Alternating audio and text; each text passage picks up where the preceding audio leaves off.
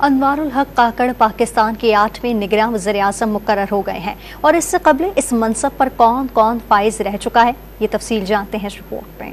پاکستان میں قومی اسمبلی کی مدت پوری ہونے یا اسمبلی وقت سے پہلے تحلیل کیے جانے کے بعد نئے وزیر اعظم کے انتخاب تک نگراں وزیر اعظم منتخب کیا جاتا ہے۔ ملک کی تاریخ میں 7 شخصیات اس منصب پر فائز ہو چکی۔ غلام مصطفیٰ جتوئی ملک کے پہلے نگراں وزیر اعظم بنے۔ وہ 6 اگست 1990 سے 6 نومبر 1990 تک وزیر اعظم ہاؤس کے مکین رہے۔ دوسری بار نگراں وزیر اعظم کے طور پر بلخ شیر مزاری سامنے آئے، جب اس وقت کے صدر غلام اسحاق خان نے نواز شریف کی حکومت برخاست کر کے انتخابات کا اعلان کیا۔ بلخ شیر مزاری 18 اپریل 1993 سے 26 مئی 1993 تک نگراں وزیر اعظم رہے۔ تاہم اس وقت سپریم کورٹ نے نواز شریف کی حکومت بحال کر دی، لیکن 1 مہینے بعد ہی 18 جولائی کو نواز شریف اور صدر غلام اسحاق خان کے استعفے کے بعد معین الدین احمد قریشی نگراں وزیر اعظم منتخب ہوئے۔ وہ 3 مہینے 1 دن یعنی 19 اکتوبر تک نگراں وزیر اعظم رہے۔ 5 نومبر 1996 کو ملک معراج خالد نے بطور نگراں وزیر اعظم پاکستان حلف اٹھایا۔ انہوں نے 17 فروری 1997 تک ذمہ داریاں نبھائیں۔